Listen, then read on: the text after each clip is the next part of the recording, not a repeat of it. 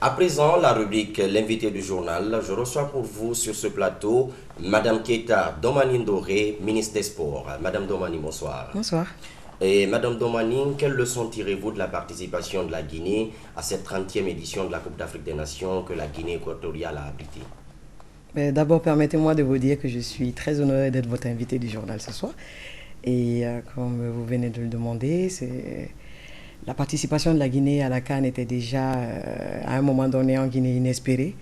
Comme vous le savez, la CAF avait dû, en raison du virus Ebola qui sévit en Guinée en ce moment, avait dû délocaliser les matchs de la Guinée.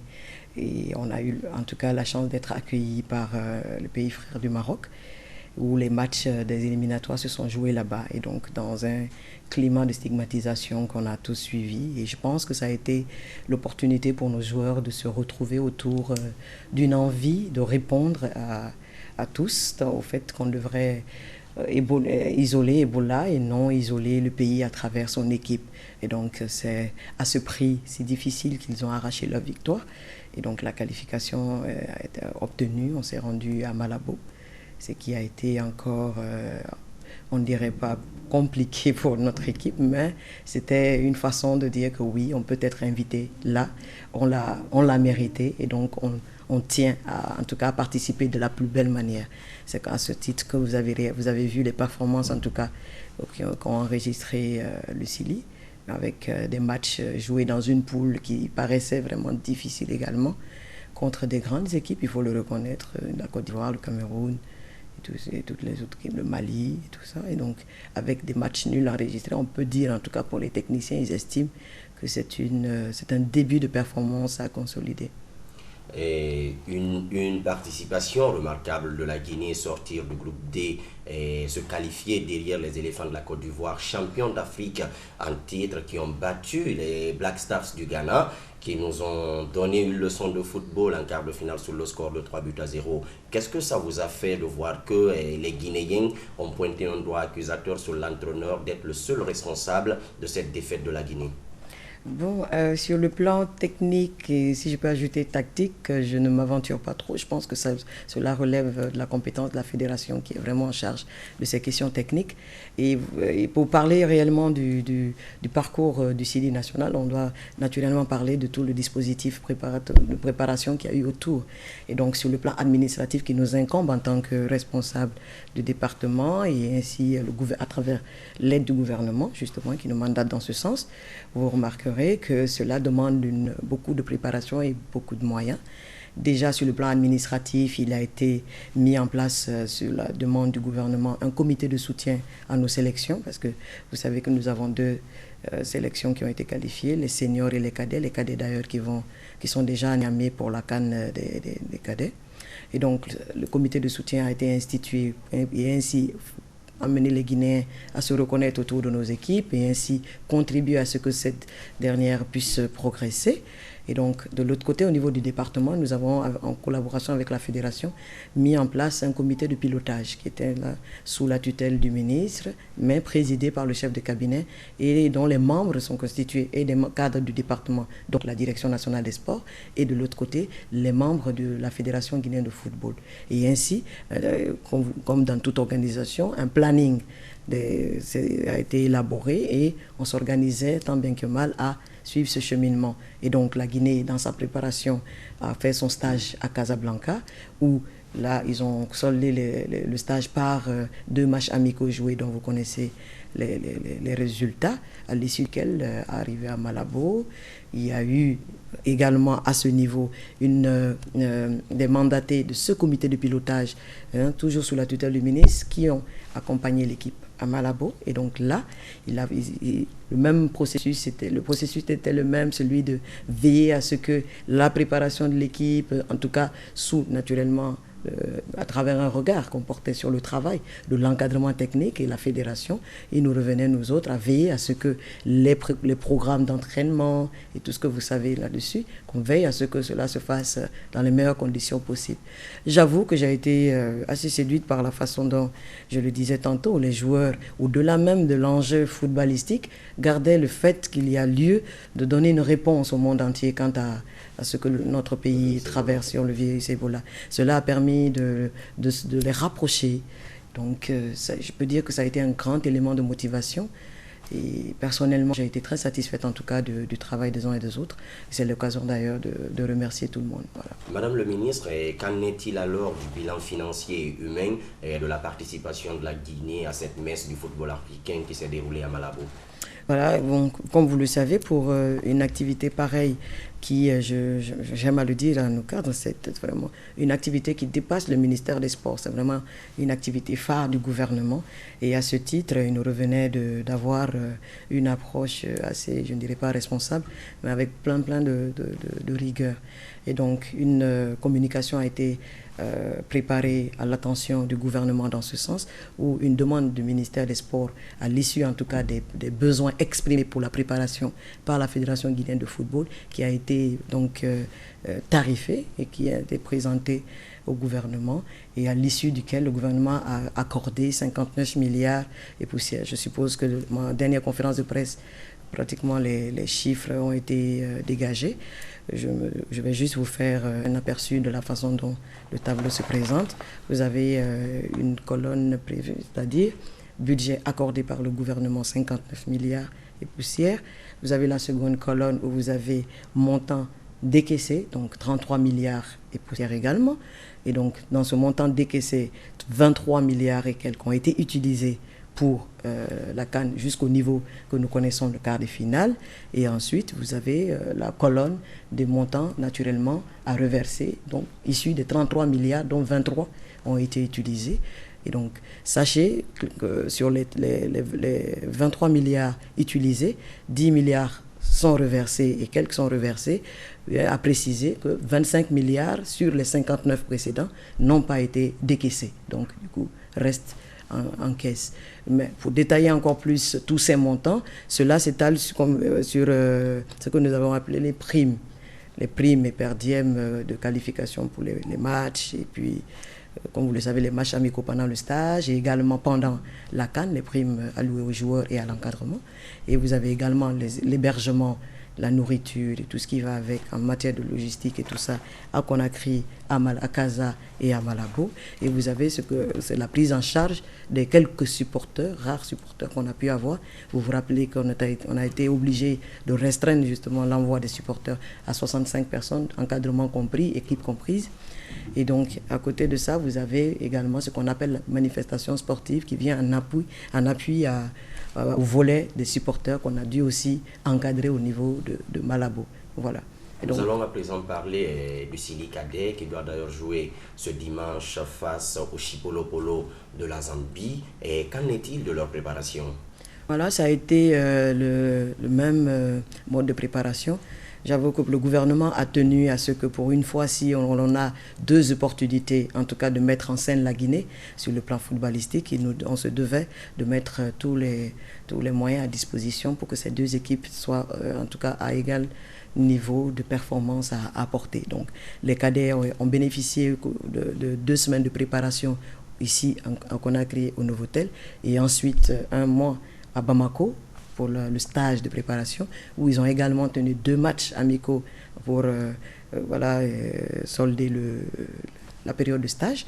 Et donc, ils sont maintenant arrivés au Niger, à Niamey précisément, pour débuter la compétition le 15. Ils se retrouvent également dans la même poule que le pays organisateur, la Zambie et le Nigeria. Et donc, là aussi, nous nous apprêtons justement à les accompagner physiquement, puisque moi-même je dois m'y rendre, histoire de veiller à ce que les choses se fassent dans les meilleures conditions possibles. Je n'annoncerai pas de chiffres sur leur prix, mes prises en charge, parce que pour la nouveauté, le gouvernement a tenu à revoir l'ancien arrêté de la prise en charge des cadets qui date de 2011, où les prises en charge étaient même voilà, en francs guinéens, pour vous dire combien le montant était vraiment insignifiant. Je donne juste un aperçu. Vous avez 400 000 francs, par exemple, de primes par match, 400 000 francs guinéens de primes par match. Et donc, actuellement, nous sommes en pleine discussion avec le ministère du Budget et des Finances afin de revoir ces chiffres, au moins pour qu'on puisse vraiment apporter un peu plus à cette équipe. Et donc, pour revenir à ce qui va se faire à Niamey, on espère pouvoir réussir à porter cette équipe assez loin. Je rappelle qu'ils ont eu une très belle performance, enregistré une très belle performance pendant leurs éliminatoires, où ils ont eu à jouer 4 matchs comme les seniors hors, naturellement, de la Guinée, complètement délocalisés. Sur 4 matchs, ils ont enregistré 4 victoires. Cela dénote le niveau quand même de performance qui puisse être exprimé lors de cette CAN et qu'on espère être en mesure de nous porter loin. Et aussi, lorsqu'ils arrivent, en tout cas, à atteindre les demi-finales, comme vous le savez, un spécialiste du sport, ils peuvent être... Ah, je l'espère, hein. Ouais. Voilà, donc, s'ils arrivent, en tout cas, à atteindre les demi-finales, ils se retrouvent qualifiés pour le champion... Comment vous appelez ça? Le championnat d'Afrique. Non, même pas. Là, c'est déjà le championnat d'Afrique, mais pour la Coupe du Monde des cadets. Ah, ouais. Voilà, donc on espère qu'ils puissent au moins décrocher ce niveau. Ce serait une première pour notre pays. Mais de l'autre côté, en tout cas, ce qui nous revient à nous autres, c'est vraiment mettre les moyens à disposition de façon à ce qu'ils puissent quand même atteindre ce niveau. Voilà. Madame le ministre, aujourd'hui, malgré la mobilisation internationale pour soutenir les pays touchés par cette fièvre hémorragique, le football guinéen subit toujours une stigmatisation, puisque le Oré Athletic Club et l'association sportive de Kaloum sont obligés de se déplacer pour jouer leur match à Bamako. Et qu'est-ce que le gouvernement est en train de faire dans ce sens? Le gouvernement, à l'image de ce qu'on avait tenté aussi de faire lorsque nous étions avec les équipes pour les sélections nationales, pour éviter justement qu'il y ait la délocalisation des matchs, on avait dû mettre les bouchées doubles à travers la coordination de riposte à Ebola, afin qu'on puisse justement apporter des chiffres qui puissent rassurer ces organisations-là. Il faut pas se leurrer, une compétition de ce niveau, et puis ce que vous savez, recevoir des équipes et tout ça.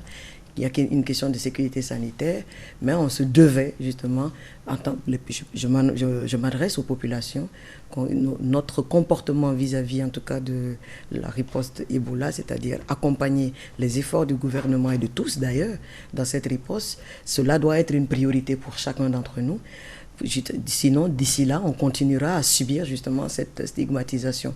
Mais j'ose croire qu'après la participation de nos clubs à ce championnat des clubs d'Afrique, on espère pouvoir apporter des chiffres qui permettent qu'on ne subisse plus cela. Mais en attendant, cela n'empêche pas nos équipes de se démarquer positivement. Et je l'ai dit tantôt, ça doit être un élément de motivation. Ils doivent l'utiliser pour encore plus se donner. Et je pense qu'au stade où nous sommes, on peut quand même espérer qu'il y ait des résultats probants. On l'espère. Nous allons à présent changer de discipline sportive pour parler de cette participation de la Guinée également aux Jeux africains de basketball et de handball. Et où en sommes-nous avec la préparation pour permettre aux équipes guinéennes de participer à ces Jeux africains? Vous l'avez dit, au niveau du département, nous avons une politique qui tend vers celle de sortir d'abord comment je pourrais appeler ça, ce que nous appelons le manque de visibilité d'ailleurs qu'il y a sur les autres disciplines. C'est déjà ça. Et il y a beaucoup de nuances là-dedans. De croire qu'à ce niveau, il revient au ministère de faire son travail dans ce sens. Non, il revient à tous les acteurs, c'est-à-dire les fédérations, de créer des activités afin de mettre... en tout cas de vulgariser au mieux les disciplines qu'ils animent et tout ça. Au niveau du département, nous avons pensé à une activité phare, celle qui aurait dû en tout cas voir sa première édition l'année dernière, qui n'est pas nouveau dans le monde du sport. C'était un salon de sport et des loisirs que nous avons envisagé instaurer dans le système sportif guinéen. Déjà, comme premier apport, ce serait une porte ouverte sur toutes les disciplines que nous avons en Guinée. Ça permettrait justement aux jeunes de se rendre compte qu'on n'est pas forcément sportif en étant joueur simplement. Il y a plein de métiers dans le sport qui puissent être aussi, ou dans lesquels on peut faire carrière. Et il y a plein d'acquis comme ça qu'on peut mettre en lumière. Et aussi, pourquoi pas, permettre aux différents sponsors de connaître le niveau d'avancement dans les préparations ou en tout cas dans les besoins des fédérations et voir dans quelle mesure ils peuvent accompagner les fédérations en fonction de ce qu'ils recherchent, parce qu'il ne faut pas se leurrer.